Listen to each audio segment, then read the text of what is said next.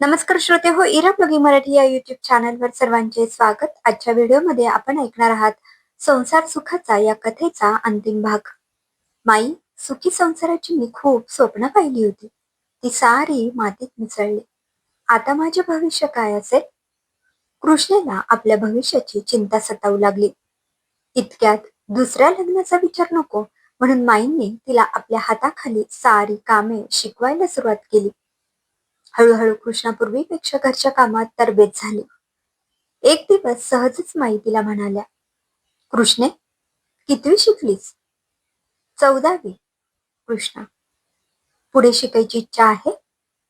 घरचं तर सगळं तुला येतं, मग आता नुसतं घरात बसून काय करणार? मी नंदनला सांगते, त्याच्या भरपूर ओळखी आहेत.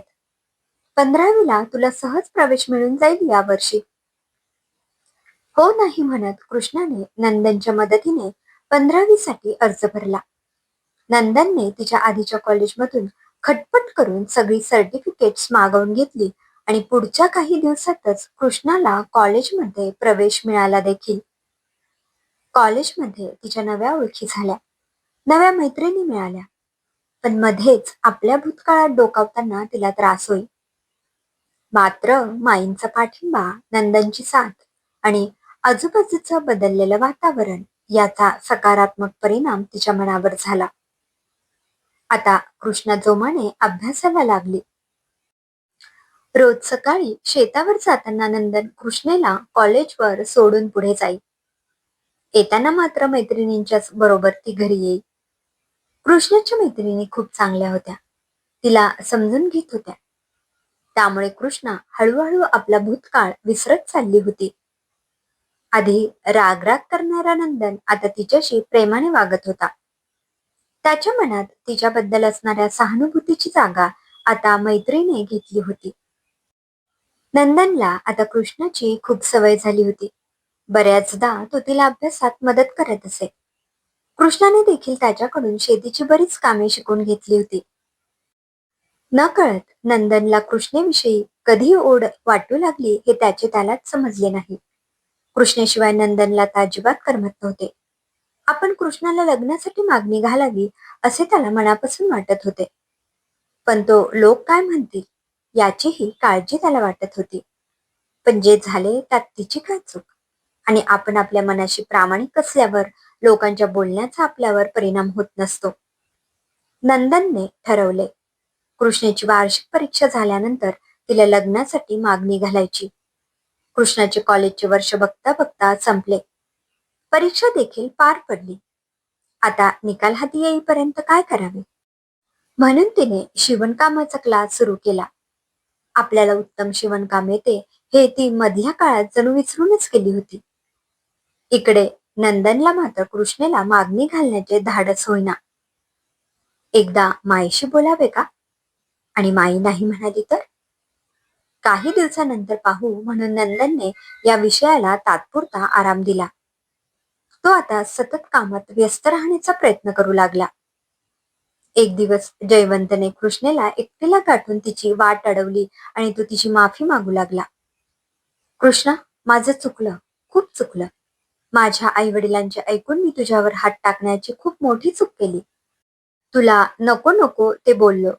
तुझ्या म्हणण्यावर विश्वास ठेवला नाही की बायको म्हणून कधी तुझा स्वीकार केला नाही. मला माफ कर आणि केवळ एक संधी दे. मी माझ्या झालेल्या सगळ्या चुका सुधारून दाखवेन. हे ऐकून कृष्णा काहीच न बोलता घरी धावत पळत आली. घडलेला प्रकार तिने माईंच्या कानावर घातला. जयवंतला खरंच पश्चाताप झाला असेल तर चांगली गोष्ट आहे.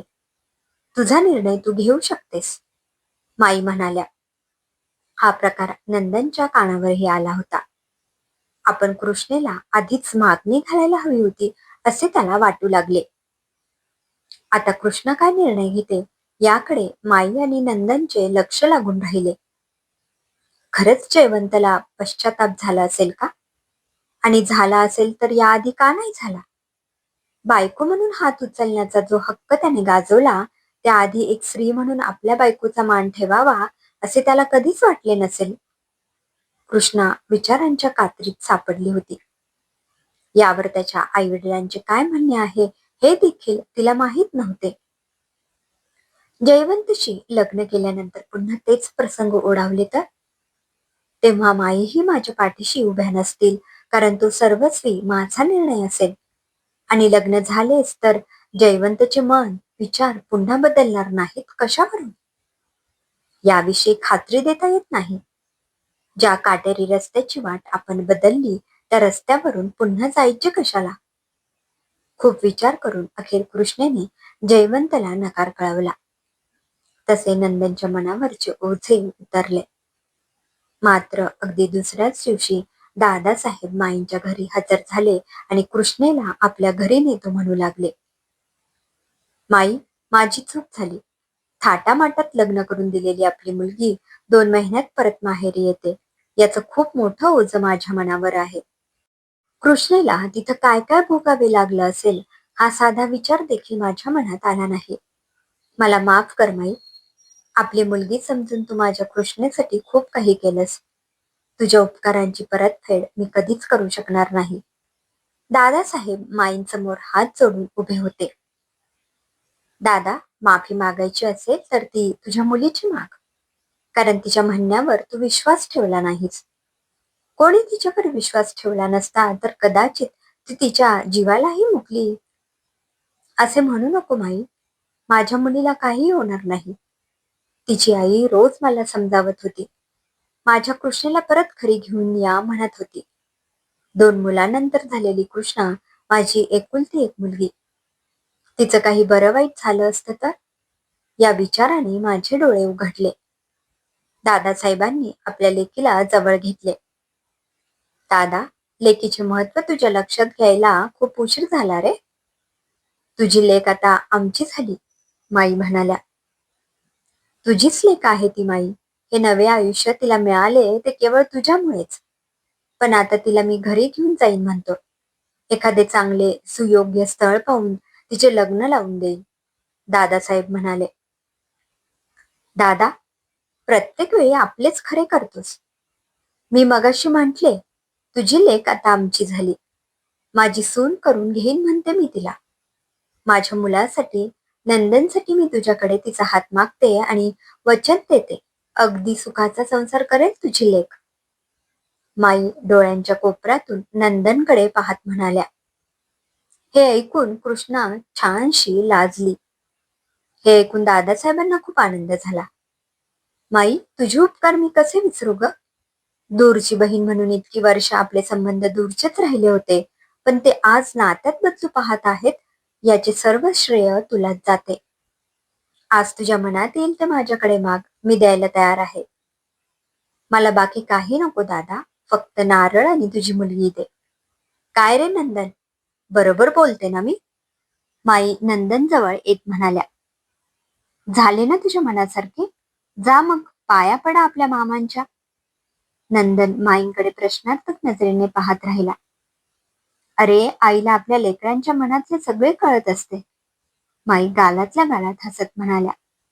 नंदन आणि कृष्णा दादासाहेबांच्या पाया पडण्यासाठी खाली वाकले, मात्र मध्येच थांबवत दादासाहेबांनी त्यांना आपल्या गळ्याशी धरले. तुमच्यासारखा जावई मिळाला, मी धन्य झालो. खरे तर हा विचार मी याआधीच करायला हवा होता. मामा, कृष्णाचा भूतकाळ हा भूतकाळच राहू द्या. माझ्याकडून चुकूनही कधी त्याचा उल्लेख होणार नाही, मी खात्री देतो. नंदन दादासाहेबांच्या पाया पडत म्हणाला, तशी कृष्णा नंदनकडे पाहत राहिली. माई म्हणतात तसाच सुखाचा संसार होईल आपला. नंदनकडे पाहत हळुवारपणे तिच्या तोंडून हे वाक्य निघून गेले आणि माईंची नजर आपल्यावरच आहे हे पाहून ती पुन्हा लाजली. माई, ही आनंदाची बातमी घरात सर्वांना कधी सांगतो असे झाले आहे, आणि तुझी हरकत नसेल तर जवळचा मुहूर्त पाहून थोडक्यात लग्न करून द्यावं म्हणतो. असे म्हणत दादासाहेबांनी माई आणि नंदनचा निरोप घेतला. त्यांच्यासोबत कृष्णाही होती, जी आपल्या सुखी संसाराची स्वप्न पाहत लवकरच या घरात सून म्हणून माप ओलांडून आत येणार होती. समाप्त. लेखिका सायली जोशी. श्रोते हो, कशी वाटली ही कथा कमेंटमध्ये अवश्य कळवा. पुन्हा भेटूया एका नवीन कथेसह. धन्यवाद.